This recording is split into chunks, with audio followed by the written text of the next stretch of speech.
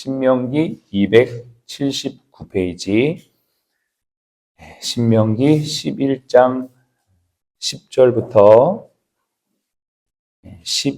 12절까지만 읽겠습니다. 11장 10절부터 12절 같이 우리 함께 읽겠습니다. 내가 들어가 차지하려 하는 땅은 내가 나온 애굽 땅과 같지 아니하니 거기에서는 너희가 파종한 후에 발로 물대기를 채소밭에 댐과 같이 하였거니와 너희가 건너가서 차지할 땅은 산과 골짜기가 있어서 하늘에서 내리는 비를 흡수하는 땅이요 내 하나님 여호와께서 돌아보시는 땅이라. 연초부터 연말까지 내 하나님 여호와의 눈이 항상 그 위에 있느니라. 아멘. 오늘은 7월 4일 목요 열린 예배로 하나님 앞에 예배를 드립니다.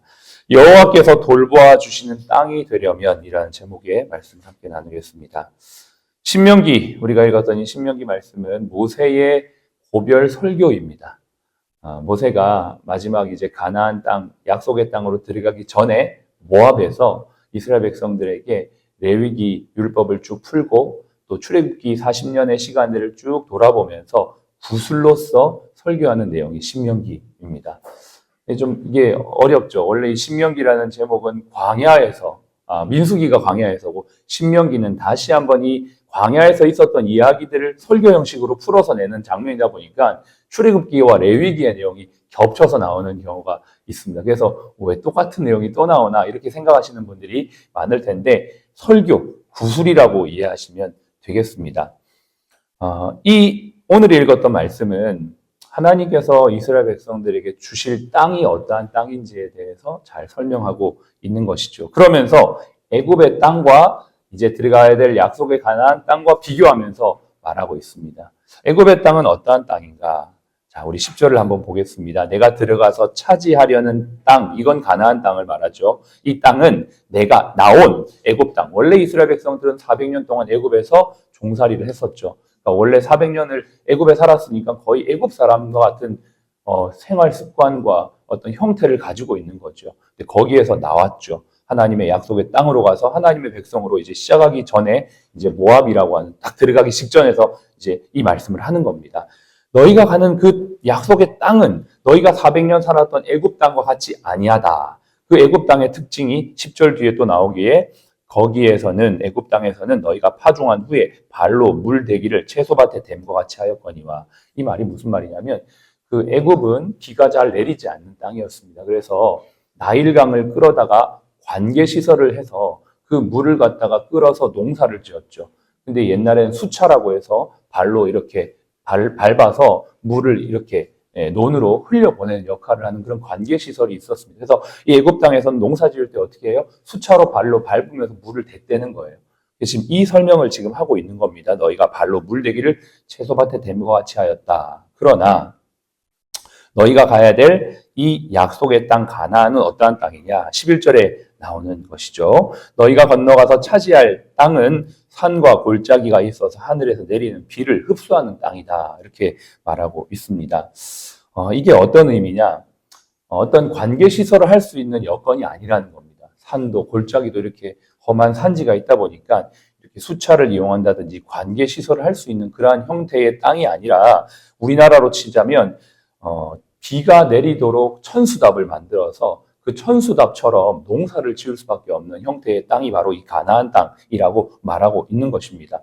비가 내리지 않으면 농사를 망친다는 긴장감이 항상 존재하고 하늘만 쳐다보면서 살아가야 될 수밖에 없는 그러한 땅이다라고 말하는 것이죠. 이것은 이스라엘에게 주시는 약속의 땅의 형태를 말하는 것뿐만 아니라 영적인 상징성이 있는 것입니다. 농사뿐만 아니라 우리의 신앙과 삶의 전체가 어떠해야 되는지를 보여주고 있는 것이죠. 애굽에서는 지극히 인간적이고 계획적이고 농사를 잘 짓기 위해서 모든 인간의 기술과 노력이 총동원되어야 했습니다. 그러한 삶의 중심에는 인간이 있었고 오직 믿고 의지하는 대상은 자기 자신입니다.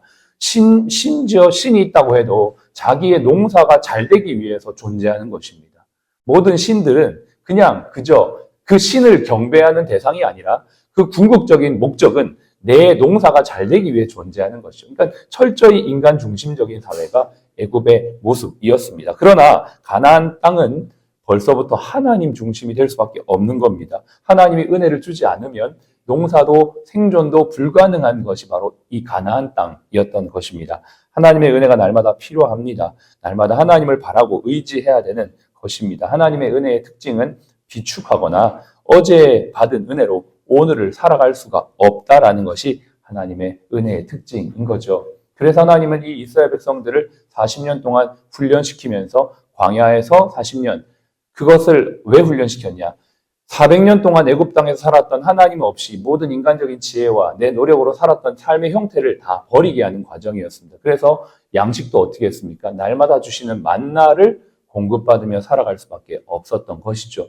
조금이라도 욕심이 생겨서 그 다음 날 것까지 가지고 오는 날에는 그것이 썩어서 먹지 못하게 되었던 것입니다. 어떤 사람들은 애굽에서 익숙했던 400년의 방식, 내 삶의 방식, 내가 구비하고 내가 챙기고 내가 모든 걸 해야 되는 그 습관을 여전히 광야에서도 하나님의 말씀을 어기면서 했을 때 결국 그 다음 날은 먹지 못하게 되는 그러한 결과를 맛보게 되었던 것이죠. 이것이 40년 동안 그들이 하나님을 의지하는 훈련을 받았던 것입니다. 이렇듯이 하나님 백성의 삶의 특징은 일용할 양식을 구하고 그것을 따라 살아가는 것입니다.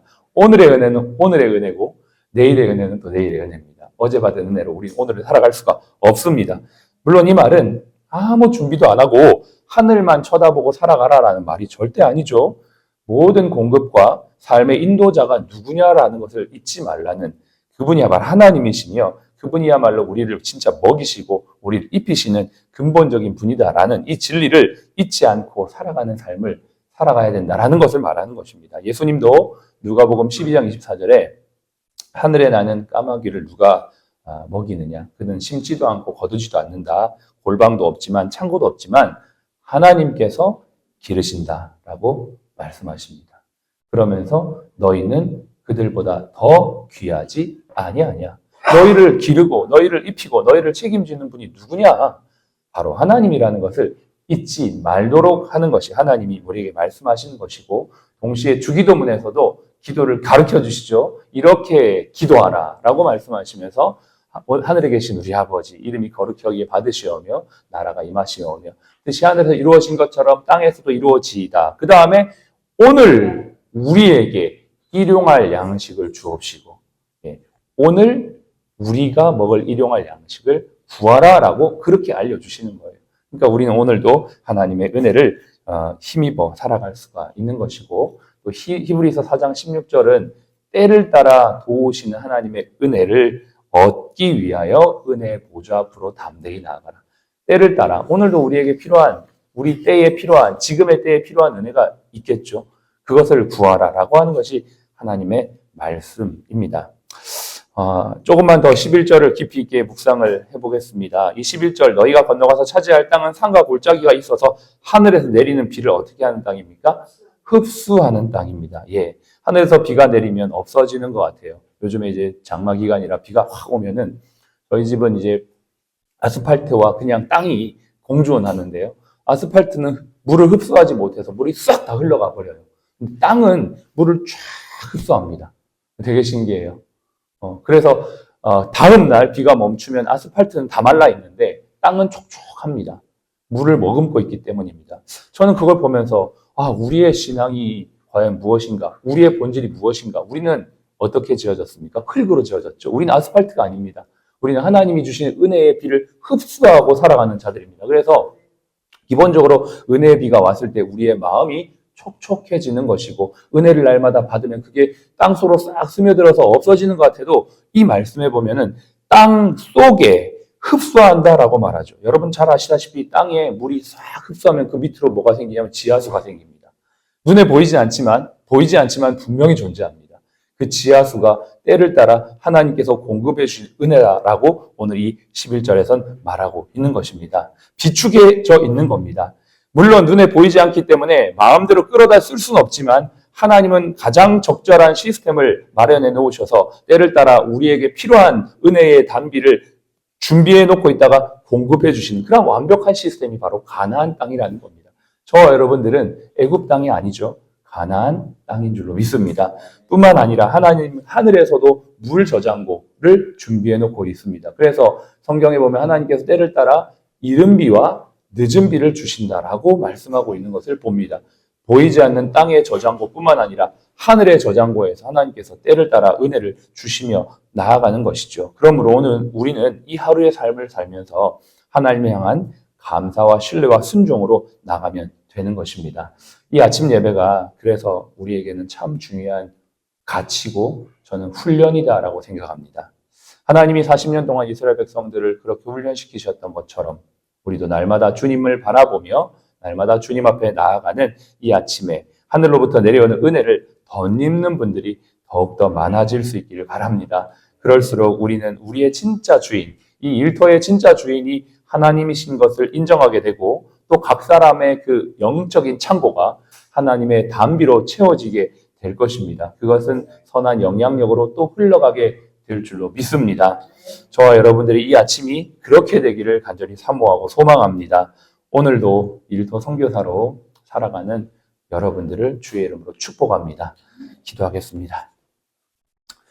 우리가 살아가는 삶은 날마다 하나님의 은혜가 부어지지 않으면 살 수 없는 삶의 현장입니다. 오늘도 가나안 땅과 같은 우리의 삶과 우리 일터에 하나님의 은혜를 부어주시고 우리가 정말 오늘도 하나님을 인정하며 최선의 삶, 감사와 신뢰와 순종의 삶을 살아가는 귀한 이 아침이 될 수 있도록 도와주시옵소서. 이 아침에 그렇게 주님을 바라는 자들이 더욱더 많아지기를 소원합니다. 우리 병원의 직원들이 이 하늘의 은혜를 체험받는 이 시간에 더욱더 참여할 수 있도록 주님 축복하시고 저들의 마음을 인도하여 주시옵소서. 영적인 훈련, 하나님만을 바라보는 이 훈련들을 함께 일터에서도 해나가는 교회에서뿐만 아니라 일터에서 이게 정말 진짜 훈련이라고 저는 생각하는데 이 훈련 잘 감당할 수 있도록 주여 도와주시옵소서. 같이 함께 기도하겠습니다. 하나님 아버지 감사합니다. 우리는 하나님의 백성들입니다. 우리는 영적인 가나안 땅입니다.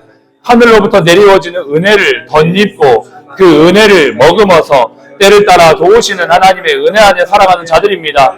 우리가 계획하고 우리가 준비해야 되는 것도 있지만 하나님 근본적으로 하나님이 은혜를 내려주지 않으면 하나님이 비를 내려주지 않으면 우리는 살아갈 수 없는 자들입니다. 하나님 오늘의 이 영적인 양식을 날마다 공급받는 저희들이 되기를 원합니다. 하나님이 돌보아 주신 땅이 되려면 하늘의 은혜가 필요하고 그 은혜를 받는 시간들이 필요합니다. 하나님 아버지 이 아침 예배가 아버지 우리 모든 신자들에게 그러한 시간이 되기를 원합니다. 저들의 마음과 심령이 하나님의 은혜를 받으며 그 은혜를 누리며 그 은혜로 말미암아 공급받아 살아가는 하나님의 사람들이 되어지도록 인도하여 주기를 원하며 하나님 아버지 이곳이 정말 이름 그대로 물된 동산 되어 하늘의 은혜를 덧입고 하늘의 은혜를 열매 맺는 귀한 이곳이 되게 하여 주시옵소서. 오늘도 이곳 물된 동산에서 하나님을 예배하는 주의 백성들을 축복하셔서 하나님의 은혜로 오늘 이 하루도 승리하고 열매 맺고 선한 영향력을 끼치는 일터 선교사의 삶을 살아가는 우리 모든 사랑 플러스 가족들 되도록 축복하여 주옵소서. 어느 분들에게도 육적인 고통과 심적인 어려움이 있지만 하늘로부터 내려오는 그 단비가 채워짐으로 말미암아 메마른 육신과 심령이 촉촉히 회복되도록 축복하여 주옵소서. 지금은 우리의 생명이요 부활이신 예수 그리스도의 은혜와 아버지 하나님의 극진하신 사랑하심과 성령님의 내주교통 충만 인도하심이 여호와께서 돌보시는 땅이 되어 아름다운 열매 선한 영향력 맺기를 원하는 우리 모든 사랑 플러스 가족 머리 위에 지금부터 영원토록 함께 하시기를 예수님의 이름으로 축복하며 기도합니다. 아멘. 아멘.